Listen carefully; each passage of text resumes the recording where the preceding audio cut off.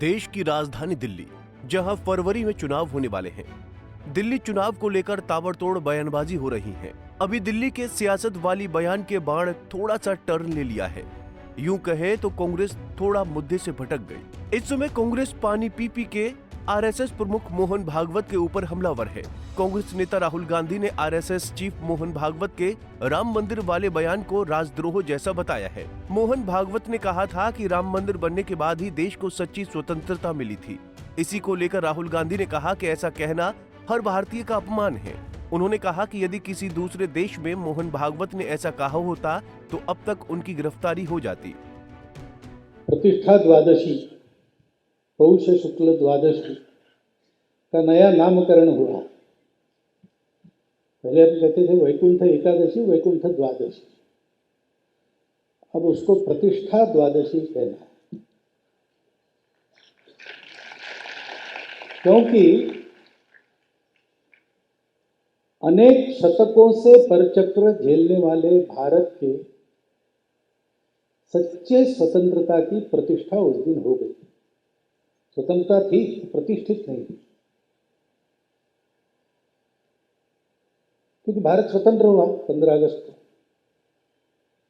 तो राजनीतिक स्वतंत्रता हमको मिल गई। हमारा भाग्य निर्धारण करना हमारे हाथ में आ गया। हमने एक संविधान भी बनाया, एक विशिष्ट दृष्टि जो भारत के अपने स्व से निकलती है, उसमें से वो संविधान दिग्दर्शित हुआ।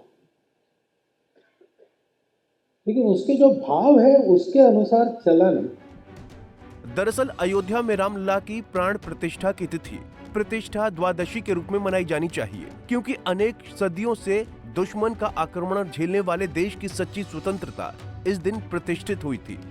राष्ट्रीय स्वयंसेवक संघ प्रमुख मोहन भागवत का ये बयान अब बहुत ज्यादा सुर्खियां बटोर रहा है।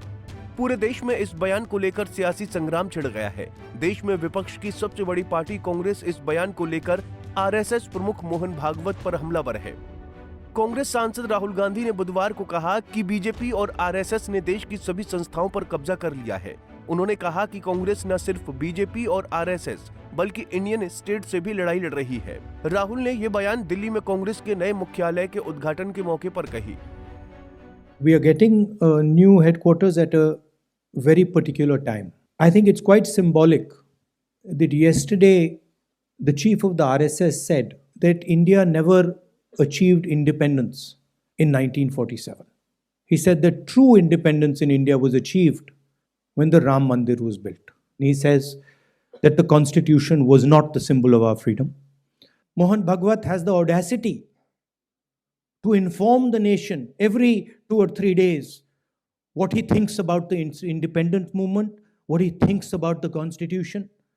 In fact, what he has said yesterday is treason, because it is stating that the constitution is invalid.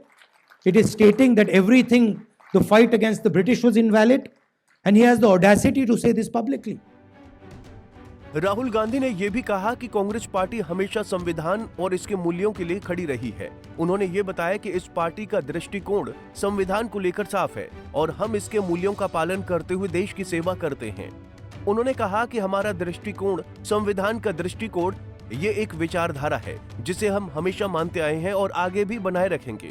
Rahul ने कांग्रेस पार्टी के बारे में कहा कि वो हमेशा संविधान के रास्ते पर चलती है और ये पार्टी उस दिशा में अपने कामों को आगे बढ़ाती है। इस बयान के बाद बीजेपी बोली कि राहुल ने तो खुलेआम जंग छेड़ दी। बीजेपी अध्यक्ष जेपी नड्डा ने सोशल मीडिया पर लिखा, राहुल गांधी ने स्पष्ट कर दिया है कि वो भारत से लड़ रहे हैं। ये लोग भारत को और कमजोर करना चाहते हैं। जेपी नड्डा ने कहा कि कांग्रेस का गंदा सच उनके नेता ने ही उजागर कर दिया है। मैं राहुल गांधी की सराहना करता हूं कि उन्होंने खुद ही ये बात साफ साफ कह दी कि जो पूरा देश जानता है वो भारत सरकार से ही लड़ रहे हैं। कांग्रेस का इतिहास रहा है कि ऐसी ताकतों को बढ़ावा देने का जो देश को कमजोर करना चाहती है। अब इस मोहन भागवत के बयान पर सियासी संग्राम छिड़ गया है। अब आरएसएस प्रमुख के बयान को कांग्रेस ने एक राजनीतिक मुद्दा बना दिया है। अब दिल्ली विधानसभा चुनाव में मोहन भागवत के इस बयान को मोहरा बनाकर कांग्रेस अपने वोट बैंक को और मजबूत कर पाती है, ये तो आने वाला वक्त बताएगा। Bureau report, Punjab Kesari TV. हमसे जुड़े रहने के लिए हमारे YouTube चैनल को सब्सक्राइब करें और नई वीडियो की नोटिफिकेशन के लिए बेल आइकॉन को दबाएं।